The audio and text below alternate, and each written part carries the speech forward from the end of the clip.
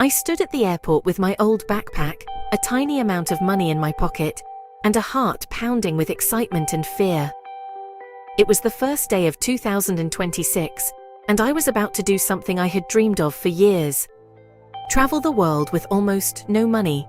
No safety net, no fancy plans, just a cheap ticket, a bold spirit, and a camera to share every step.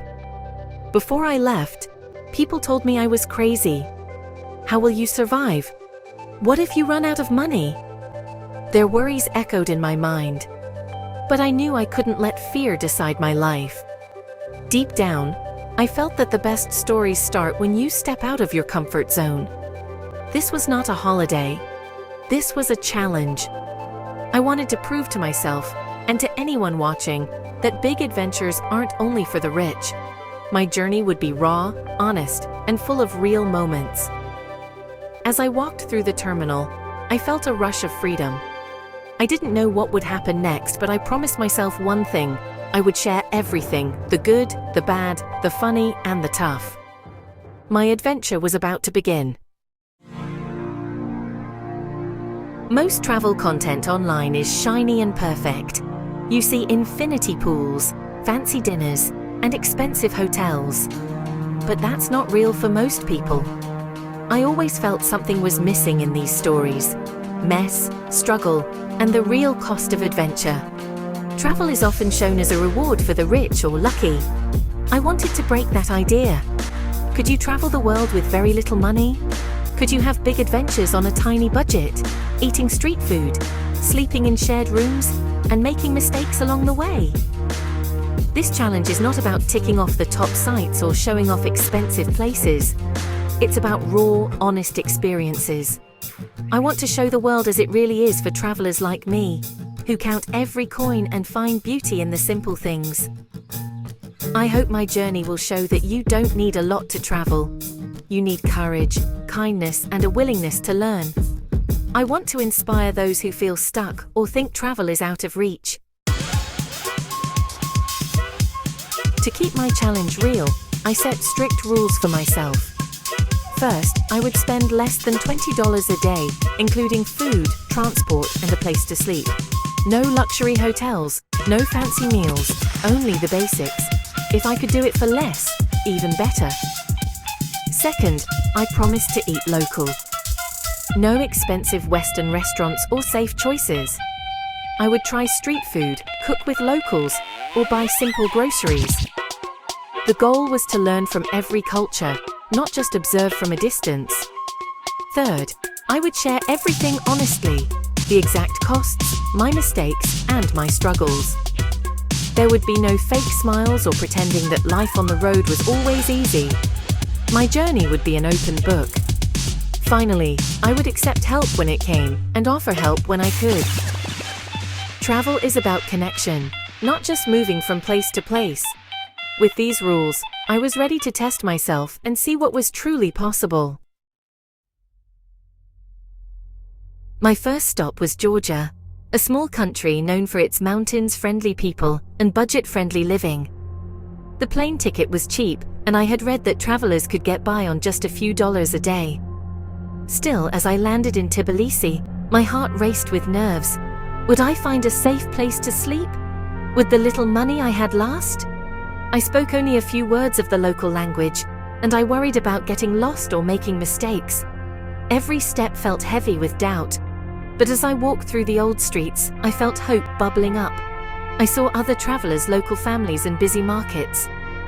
The city was alive, and I was part of it now. My dream of seeing the world felt real for the first time. That night, I found a bed in a tiny hostel for $7 and shared stories with people from 5 different countries. My fears were still there, but my excitement was stronger. I was finally living my dream. Traveling on a tiny budget is not easy. On my second day, I missed the last bus back to the city and had to walk for miles in the dark. My feet hurt, and honestly, I felt a bit stupid for not planning better. The next day, I overpaid for a simple meal because I didn't understand the currency. There were moments I felt lost and lonely. Sometimes I just wanted to give up and go home, I missed my family, and the lack of comfort was, well, really tough.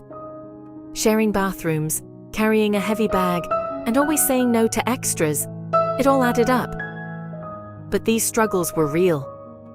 They reminded me that adventure isn't always fun. Sometimes I cried in my hostel bed, just wishing for something warm to eat or, a quiet moment alone.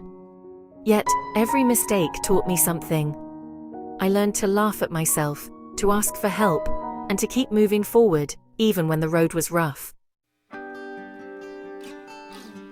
For every tough moment, there was a moment of kindness that took my breath away. On my third night in Georgia, a local woman noticed I looked lost and invited me into her home for tea. We spoke with smiles and gestures, and she fed me homemade bread and cheese. Other travelers shared their food, maps, and stories. I met people who had been on the road for years, living on even less than I was. They gave me tips for saving money, finding cheap places to stay, and staying safe.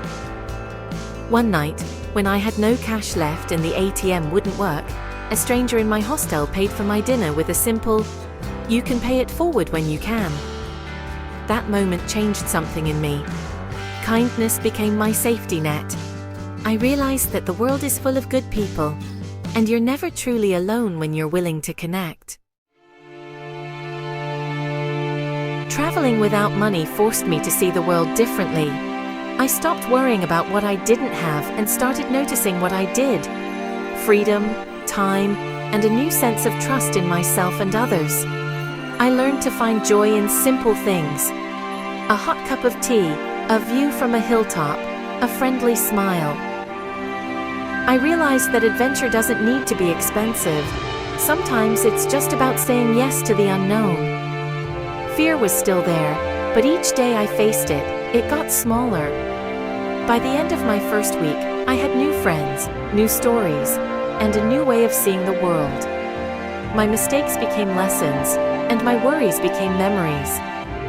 Most of all, I learned that money can't buy the best parts of travel: freedom, connection, and courage.